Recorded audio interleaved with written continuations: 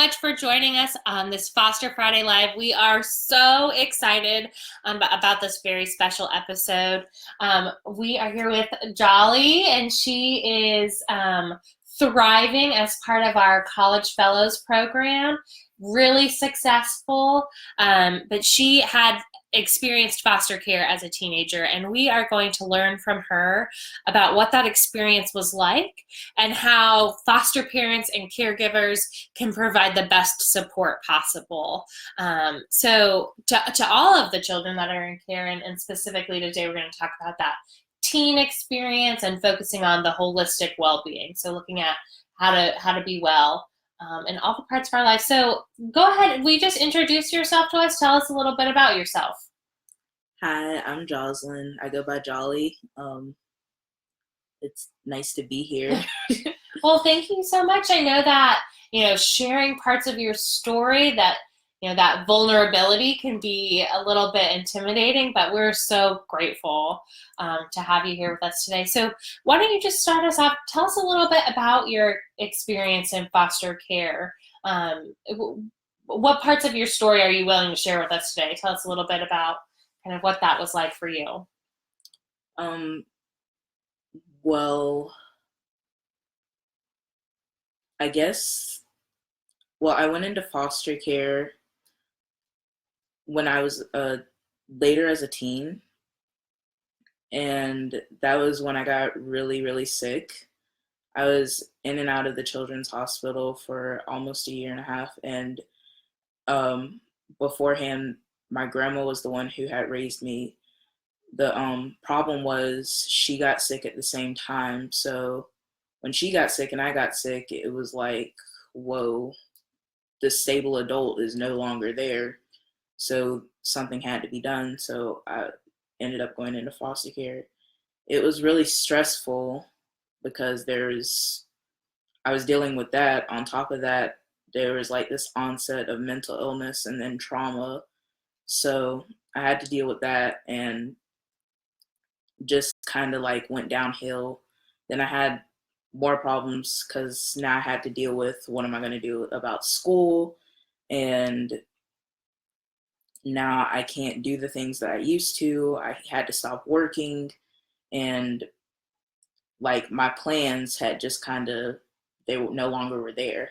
Yeah, your whole world was kind of turned upside down through no fault of your own, and probably pretty unexpected for you. Mm-hmm. And you mentioned that you when you came into foster care, you were placed very far away from your community. Yeah, about an hour away, so everything I had known. So I guess the worst part was like I was so used to everything, and I was placed into foster care as a teen. So I wasn't used to like changes. I wasn't used to changing schools or changing homes and everything else. I had lived in the same house. I had lived in this same area. I went to the same schools. There was no changes in really my routine. Now, I'm not going to say my home life was great because there was like a lot of trauma. There was a lot of issues in the home. I remember prior to then there was I think there was like a case opened with Safi because there was issues. Mm-hmm. But I do remember like my grandma trying her best, but yeah, but that was home. That was family. Yes. That was Mm-hmm. the world that you knew and you loved, and so the trauma of then being taken from everything that you knew. So, we've talked about some of the stressors already that were going on in your life. You were physically sick. Yes. You knew your grandmother was also sick. Mm-hmm. You'd just been removed. What were some of the major stressors that you experienced going into foster care as a teen?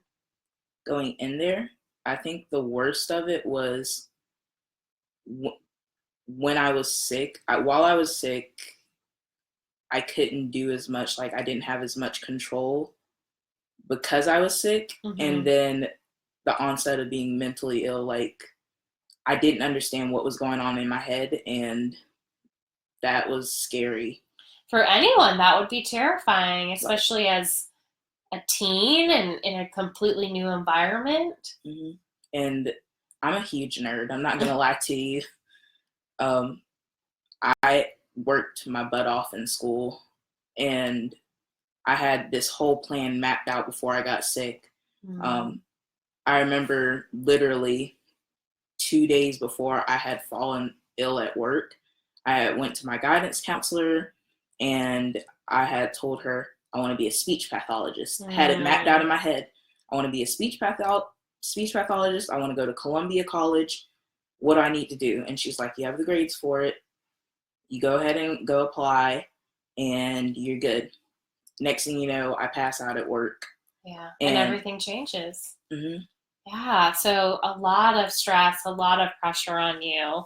Hey, Tori, thanks for tuning in. We're glad you're here. Hey, Tori. So talk to us about, your foster family, the foster parents that you were with. What type of support did you receive that was helpful for you? And then what support were you lacking? The support that was helpful for me, I guess the biggest support that I'm really grateful that they did do was they did help get my physical health back on track. They made sure I got to doctor's appointments and they helped find like a good gastroenterologist. Mm-hmm. And that helped a lot with my stomach flares and making sure that I could like actually eat again and finding a surgeon that could figure out what was some of the problems and getting that fixed. And the basic health needs were met. Mm-hmm. And surgeons and everything else. So I was really grateful for that. Another important thing that was important for me, school. Now I was bitter about it, not gonna lie to you. AP and honors classes, put in all that time and work, and I went and got my GED. Now that is not to say anybody who went and got their GED. I was just upset because I was like, it was different than the path you had planned. Yes. And I went and got my GED in a week, and that was just because that was quicker. It was so I could focus on getting better and trying to figure out everything while we're figuring out physical health. And again, this is the onset of mental illness. So went and got that done, and they opened up that door. So that's something they helped with. The lack of support part, I don't think they understood how to deal with teenager issues or how to discipline teenagers. So I can't explain well I can't explain that well enough other than they just didn't know. There wasn't a connection in some way, it sounds like, or they were unsure of how to proceed well in a way that was supportive of you, but also maybe respected their boundaries. Mm-hmm. Does that sound right? Mm-hmm. Yeah. So what, thinking about that they supported you in some really meaningful ways that helped you be successful, but there was also the support that you were wanting and you needed, but you weren't receiving. What kind of impact did that have on you?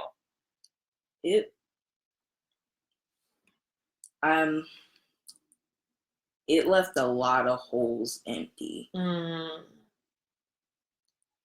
And it messed with me for a really long time because things did not end on good terms.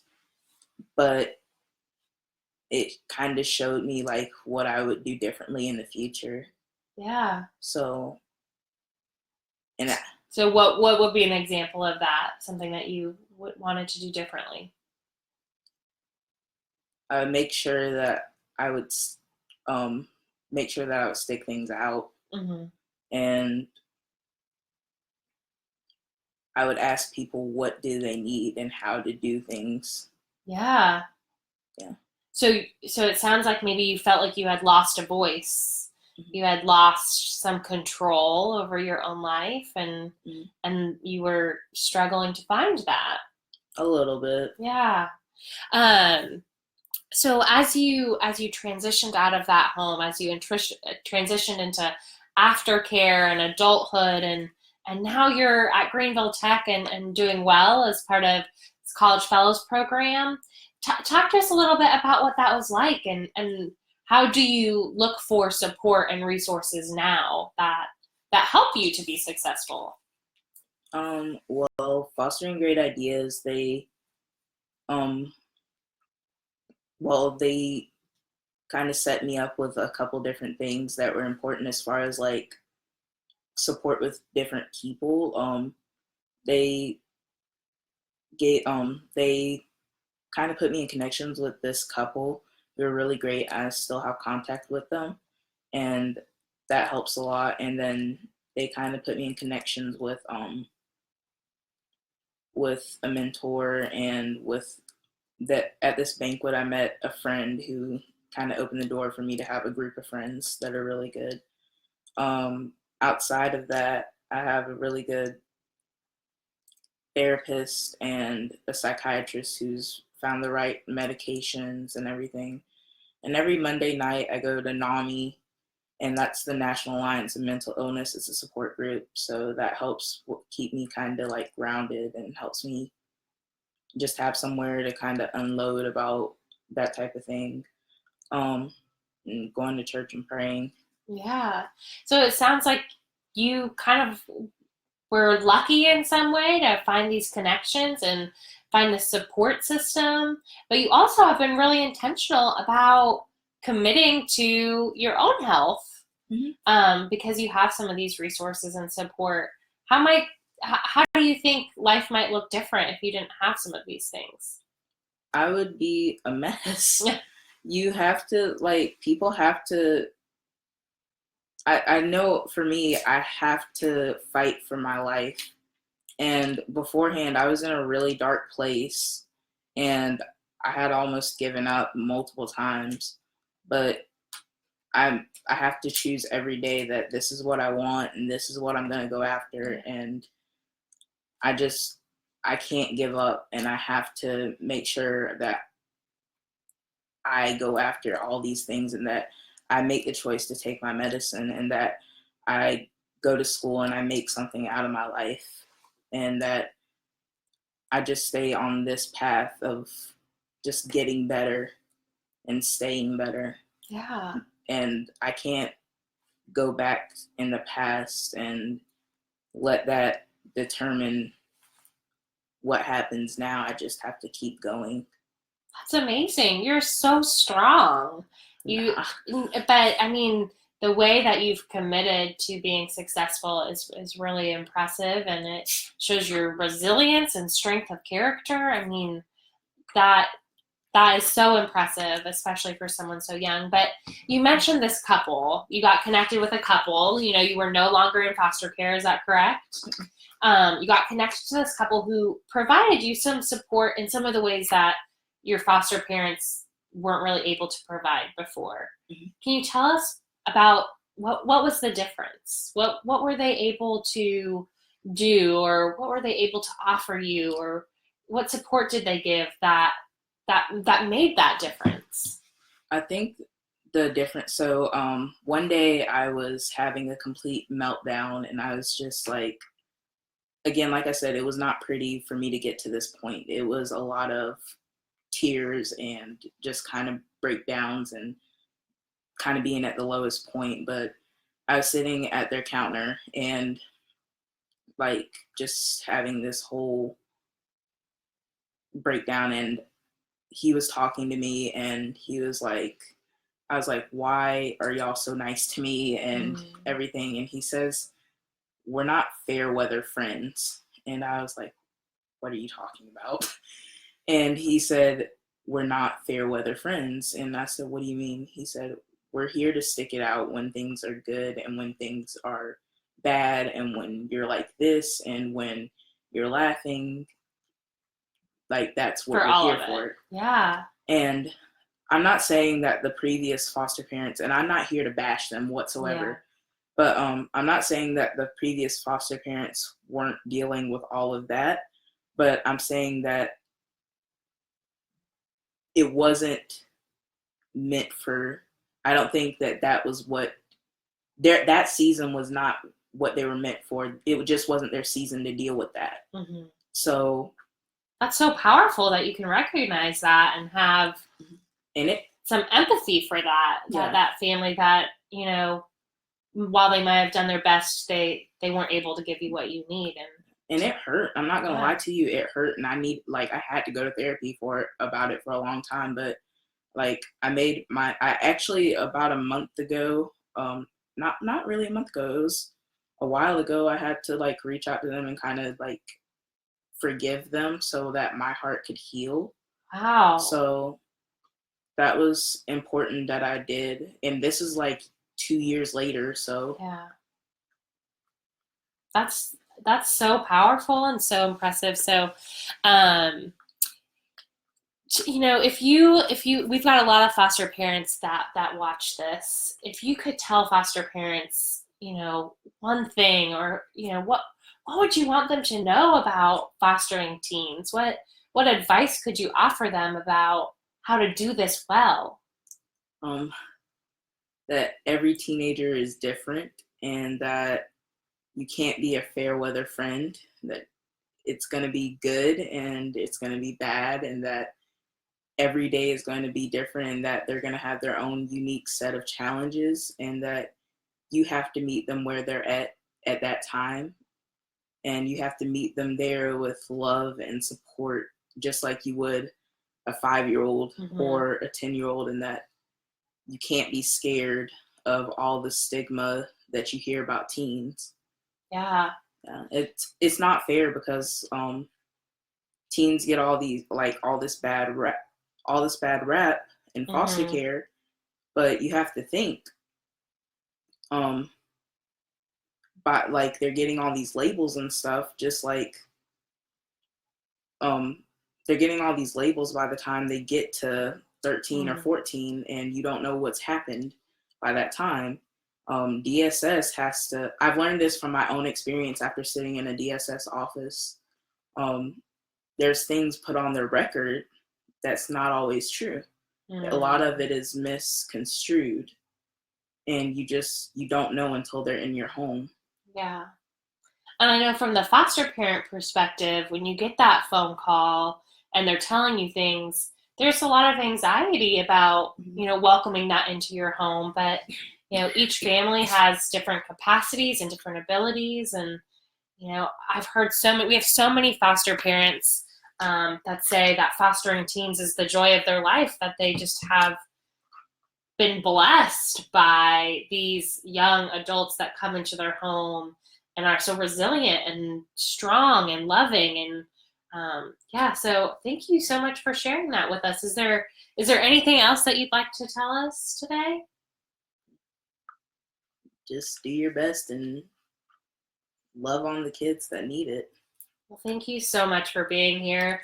I appreciate it.